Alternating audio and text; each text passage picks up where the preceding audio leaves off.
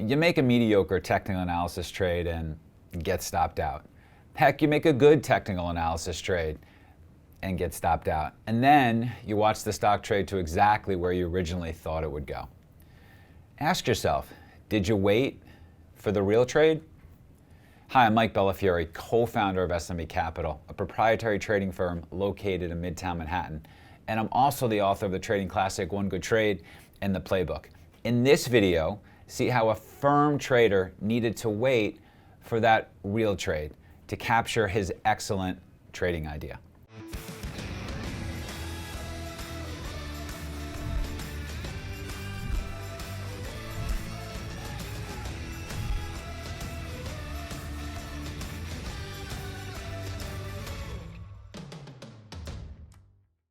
I'm going to go over my trade on Netflix today.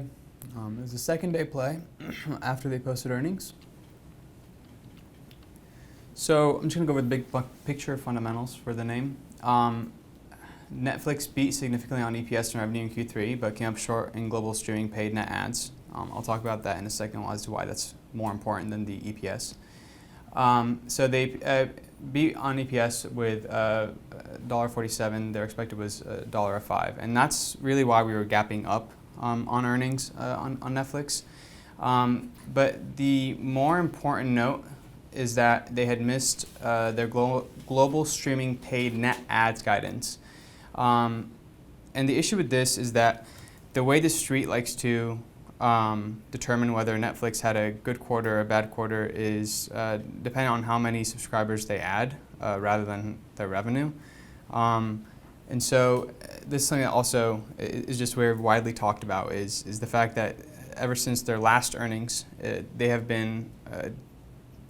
been meeting the expectation. They missed it big last time. This time they missed it, but not as big. And so as a trader, you want to be aware of that because institutions are going to start getting concerned when a name like Netflix, whose revenue will come from, of course, adding new subscribers, starts declining. So they've got less customers than the street was expecting. Yeah, and as a result, this is how they make money, and so this is a measure of how the company's doing, and it's a little bit lighter than the street had hoped for. Yeah. We could substitute this for streaming paid net ads for widgets for another particular company. But the core of the company isn't selling as much as it had wanted to based upon the street's expectations. That's right. And that's what we're walking into. Yep. So some intraday fundamentals. RVOL 3.2, which is good for me because my past winning trades have had an elevated RVOL. Beta 1.6, good for me because my past winners have also had a beta of somewhere around this number. The stock was down 50% of an ATR from the highs and 75% of an ATR from the previous close price. This matters to me because on my winning trades, or my best winning trades at least, the stock will have already made a certain ATR move in the direction that I'll be looking to trade the name. Generally what I see with the big mover model that me and Armand developed is that stocks that have moved a certain ATR and have a reason to be moving that ATR, of course, a fundamental reason for that, they will generally continue to close in the direction of whatever ATR move they made. So for Netflix, they made a large ATR move to the downside. I was getting short, and my big mover model had told me that this was likely to close near or at low of day. Okay, so the SPY. The SPY is kind of in this range between 295 and 300 for the past week. It was nothing too significant to note about SPY, and it's important to note because it wasn't opening week at the time of my trade. If it was, there's a good chance that I would have probably hit it harder. And the reason why is because, of course, when you have a weak market, market names like Netflix will be exceptionally weaker. Now, for this day, Netflix, as you guys will see, was extremely, extremely weak. But if I had the SPY going in my direction a little bit more, I probably would have felt more confident about hitting Netflix short. If you want to learn 3 real-world setups that our traders use, including the simple setup that we teach all of our new traders and the setup that turned one of our traders into a 7-figure big money earner check out the free webinar that we're currently running. Just go ahead and click the link that should be appearing right now at the top right-hand corner of your screen. That's going to open up this free registration page in the new window, so don't worry, you're not going to lose this video. You're going to learn more in a couple of hours from this trading workshop than from years of online education. So just some drawings here really on Netflix to really point out what the big picture here is. I mean, Netflix has had a really hard time getting above this 385 level over here. And really what these drawings are just showing is that these pops have been getting sold. And again, you guys will see that this pop has also gotten sold. It's just important to note because this is not a name that's been exceptionally strong. That puts me in a position where I feel a bit more comfortable getting short. Okay, so on the 30-minute here, this was the prior day. This was the earnings gap that we had on the good earnings beat. This was the reaction on day one, and a lot of people might have been confused about this reaction, but it was, again, because likely because of their subscriber number. And you guys can see here what happened the first time they missed their subscriber number last earnings. They gapped down heavily and got sold all the way from 360 all the way down to 252.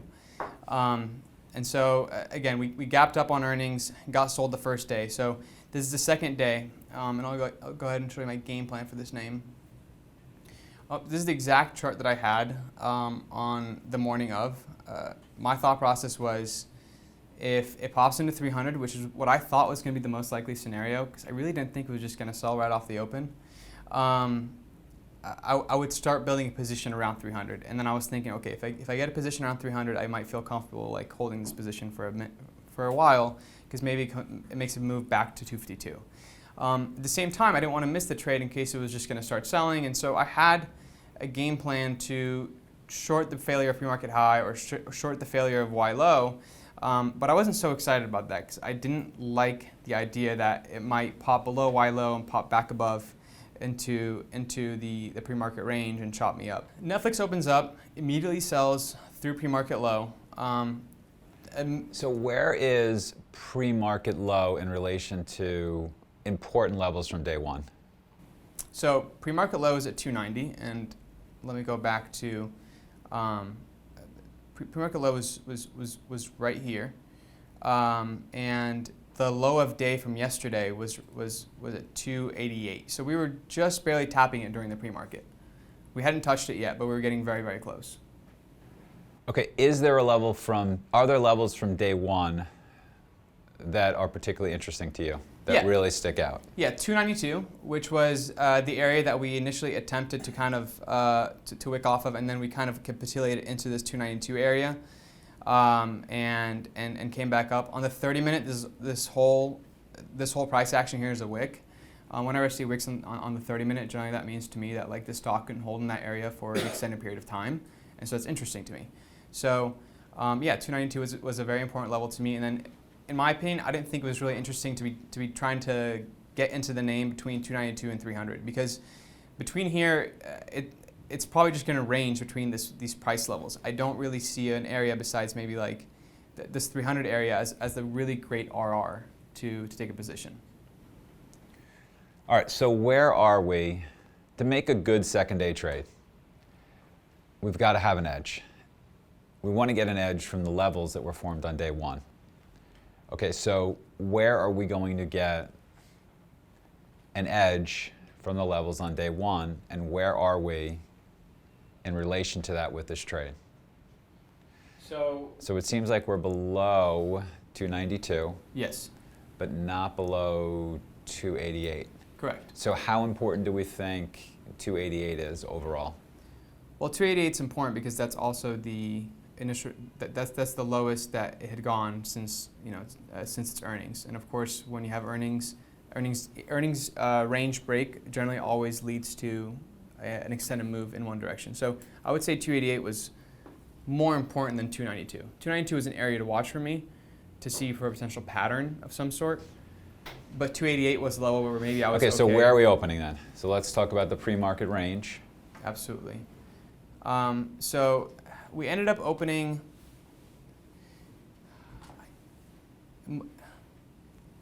289, 289.30, 289.40, I think is where the name ended up opening. 'Cause I think there's like a miniature gap from the actual pre-market low to the open price. Okay. And so that's above 288, but below 292. Yes, still in that little range. Yes. Okay. So do we want to be aggressive shorting there? But So no. the essence to a good second day trade is you're watching the price action from day one. And you know that price action better than others. You're watching it more closely. And you know that if we get above or below certain levels from day one, that the stock is likely to move in a certain direction. That's the essence of a second day trade. If we're not making that trade, then we're making another trade, and we got to talk through that. So if you are, and I'm not suggesting this is the way you should have thought about it, but if I'm looking at a chart on day one, and I see 292 is important, but not as important as 288, and we're opening up, and I see a pre-market level, and we get below a pre-market level of 289, but we're still pretty close to 288. I don't know how excited I am about shorting that until it gets below 288. I might do it, but if I'm going to do it, then I have to understand that my news catalyst, my negative news catalyst, has to be really extreme and really weak, and/or my pre-market level, I'm gonna need a lot more out of. It's going to have to be a significant pre-market level that if it gets below, I'm pretty confident selling is going to come in for. So, given that, does that make sense? No, it does make sense, absolutely. Okay, so given that, and given that structure, let's talk about how maybe we should trade this. Okay. To me, the thought is that if it was going to get below that 288 level, the Y low level, then we needed to. I needed to be short. I wanted to be participating in that move lower. If it got below 288. Yes, I want to be participating in that on some level. Now go back to that. Yeah. Go back to. All right. So you can see it's the low from the open, right? Yeah. And then it's the low into the afternoon.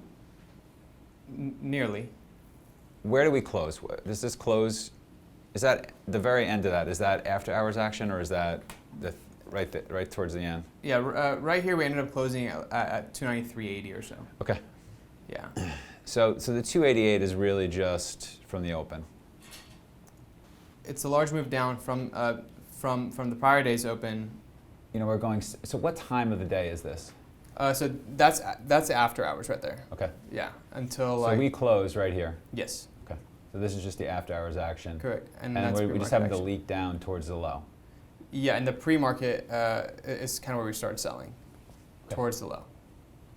So what level is like right here, where we close? It's just below pre-market, the pre-market high, which is at 293.80, call it. Okay. And you see this as an important level because this is kind of where it goes back up from?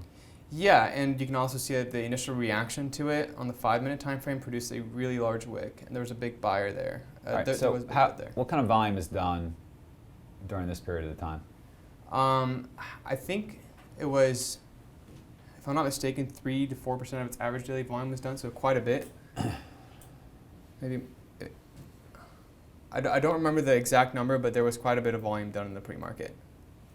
So essentially we're getting below the lows from the day before, and really this is kind of your only support level, which is it kind of reverses pretty hard from there. Yeah. Okay. All right. So walk me through what you're thinking. Okay. Okay. So right off the open, what we see is it sells down immediately below 288, so below Y low, and then it does this wick to the upside. Wick to the downside and hammers up. So like initially for a sec, this kind of looked bullish because like I was thinking, oh wow, like maybe it just did like a little reversal there, but there wasn't. I mean, the volume really wasn't confirming it, and so we attempted to make a move up into that pre-market low resistance, and then really failed. This is the 2-minute chart. Let me clarify. So, the 1 minute might have closed above or whatever, but the 2-minute had already closed back below, so we couldn't hold above the 290 pre-market low level. And that was significant to me because we immediately sold off from it. Buyers made a move to try to bring it back up.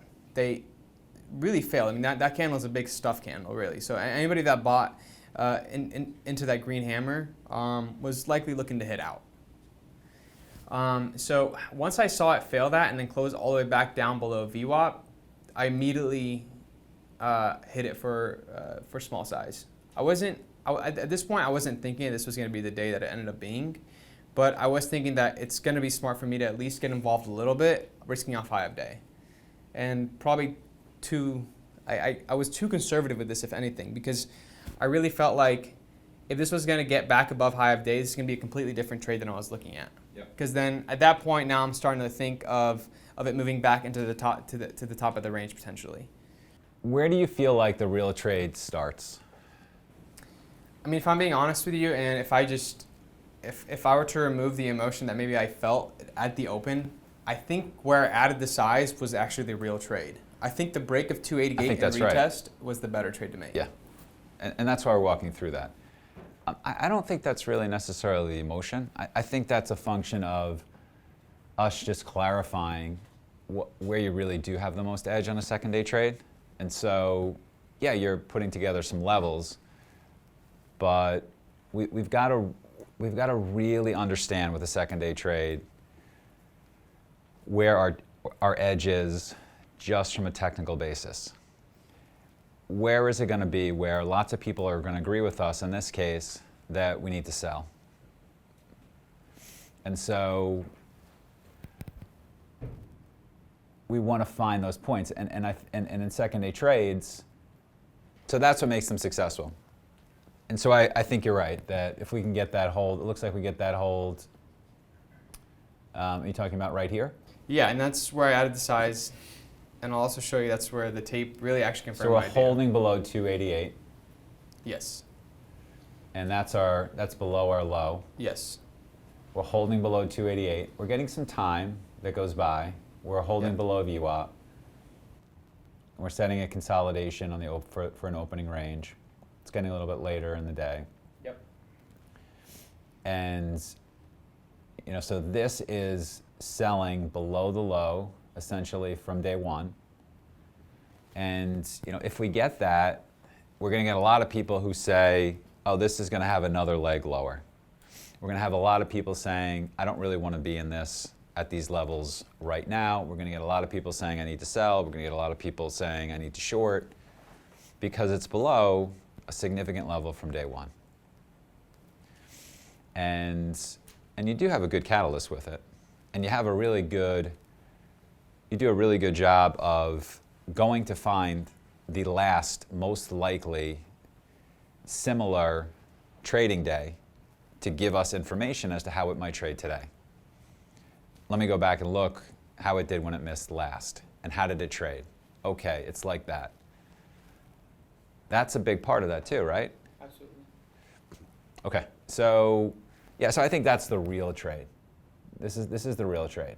This is the real good second day trade. This is the real, I can make a career as one of these, as a second day play being in my playbook.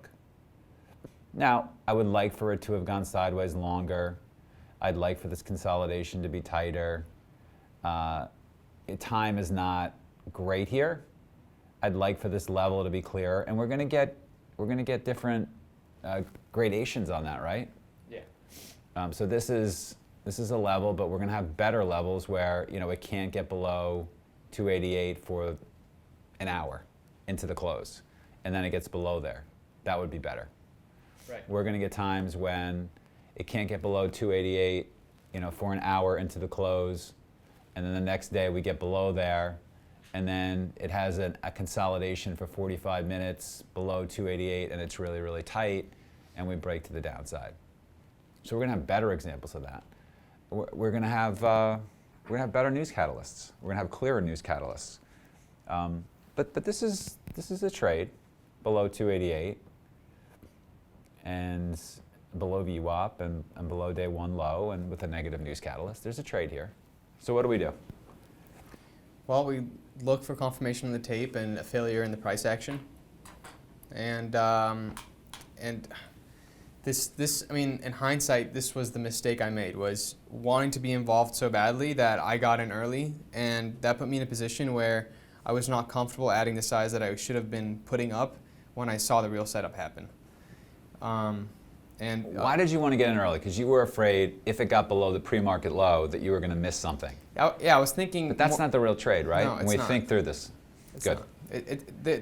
The morning drive. I don't think that's an issue of you being excited or you having FOMO. It's an issue of you not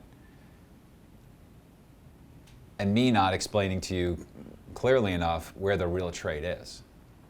You know, if I were to have before the open said to you the real trade is below 288 and it was 289, I don't think you'd feel FOMO or a need to get in until it got below 288, right? Yeah, absolutely. It's a knowledge thing. It's not. People do this all the time. It's like it's me. It's my psychology. It's like this is a knowledge thing. This is a learning thing. This is a learning curve thing. All right. So next time we'll wait for that real level. So we shorted below 288, and then from there, what did you do? I mean, from there it was pretty straightforward. I was following the trend model, which was follow 21 EMA on various time frames and reduce my size. Now, initially I really didn't take off much size at all. I did cover I believe less than a quarter into these moves lower because I was already in from here. But really what should have been happening here is I should have been adding on once I saw this little diagonal break. I mean, whatever you want to call it. There was volume. There was a significant move lower, and I think this was a place to add, not a place to be reducing my risk, because this had a lot more room to run than just 285. It wasn't just going to stop at 285. That didn't make sense. There was not a lot of support. There was not a whole lot of support there for it. But what I did do is I started covering my size as the name traded down. I covered most of my size into 281. And I held a little bit, and the little bit was way too little size. I think this trade just deserves a whole lot more because you kind of see this consolidation that happens, and it gives you the time, it gives you the proper range, and it gives you the breakdown, it gives you the volume. So don't be frustrated about it. What should be your system to cover this next time, specifically? And let's not just cherry pick it. Let's just not say, oh, it went to here, so this will be my exit system. Within your trading system, what would be a better system, a specific better system for you to cover something like this? Because I totally agree with you. There's no reason to cover it where you were doing it. I mean, the trade's just starting. Right. I think the most realistic thing for me to have done was to go and look at the chart and figure out where the next realistic daily level was for it to stop moving towards. And watch the reaction at that level. What I did do here was I charted 281 as a daily level that I felt we should at least get a reaction to. The mistake I made was covering into 281. What I can be doing in the future, though, is waiting for the close to happen once the reaction happens at the daily level that I care about. A problem that I have sometimes is, obviously towards 10:30, 10:45, I'm no longer looking at the 1 minute time frame. I'm now looking at the 2 minute or the 5 minute. The 5 minute might look like a hammer intra candle, and by the time it closes, it might just be closing towards the lows and looking super bearish. Problem that I'll have is I'll see the 5 minute kind of start holding above that 281 level, and I'll start freaking myself out a little bit and taking some size off instead of just saying, why don't you just wait for the close? And specifically, what I could do in the future is wait for the reaction to really develop, because it takes longer than just 1 2 minute or 1 minute candle to have a real reaction. Particularly since you're trading a bigger idea. Right, exactly. This isn't just a move from 280 to 285. This is a bigger idea trade that I think really can go to 250. Like, honestly, I do. So again, I think watching for a reaction and not getting freaked out by an increased amount of volume. Rather, I just should have watched what the volume was doing. What I was thinking initially is, oh, look how much volume we're having. We're having as much volume as we were in the breakdown. This could be the spot where we start reversing. And this increase in volume kind of did scare me out once we started holding and once we started stagnating rather than selling. But again, stocks don't go straight down and straight up. They take time to consolidate, especially the larger move you have, the more time they need to digest. And that's something really I've been trying to dig into my head is, Roku, for example, selling $80, it needed a lot more time to consolidate before making another move. So I want to show you the tape of the 288.8 break and how a big bid steps up, and you'll see we start holding below that bid, and then I get short on the retest of that level.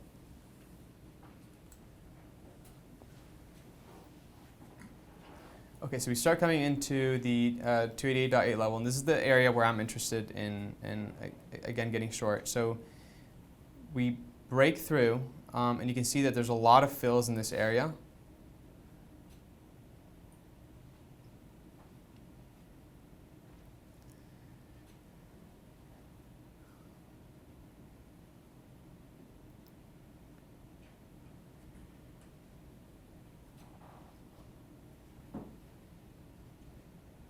So you guys can see we kind of grinded back up towards that big bid that filled, and that's where I filled short.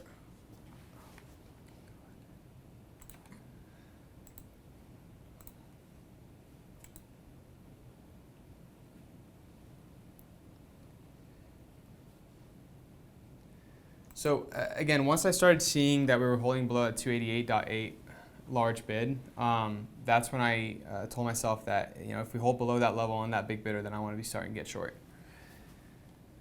So this is the add-on, and this is a few minutes after my initial entry. You guys can see here, this isn't as exciting, but it consolidates under 288, and then 30 seconds in, you'll see that large offers start appearing, and then I step in front of the seller.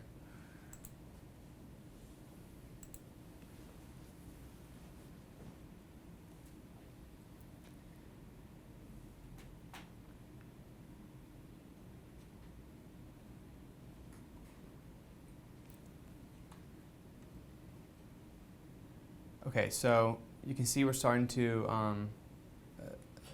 hold right here.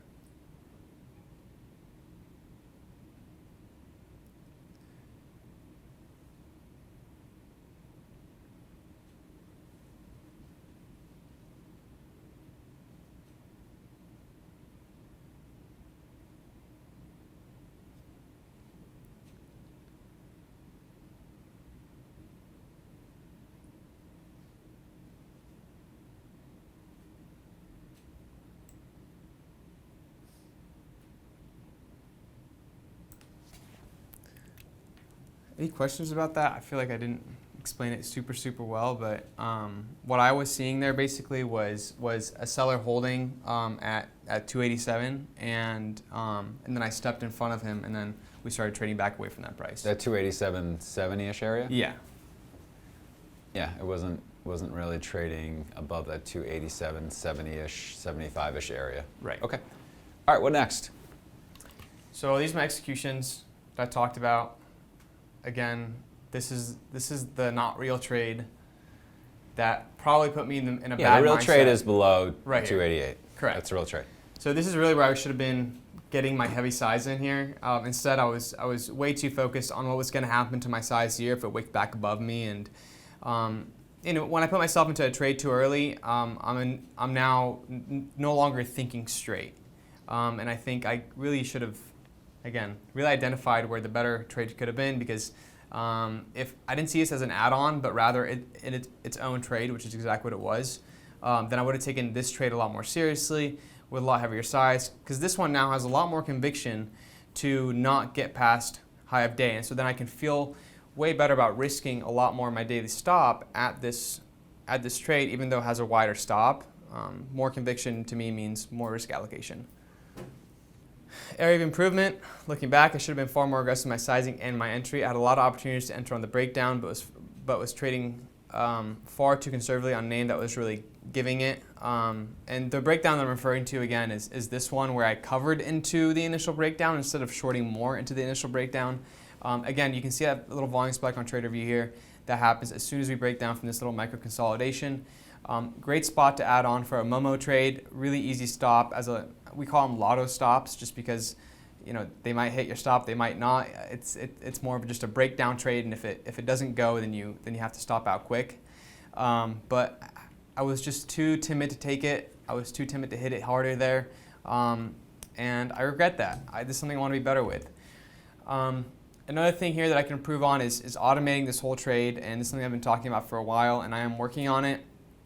Again, the accounting with the pre-market, Netflix was down. Netflix was down to full ATR, and what I could have done is just had my model get short there and hold till low of day, which is exactly what the big mover model was expecting to happen.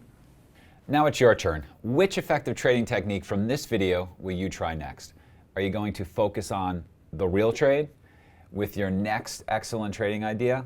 Or check how the stock traded last earnings season to give you important information on how it might trade this earnings season? Let us know by leaving a comment below right now.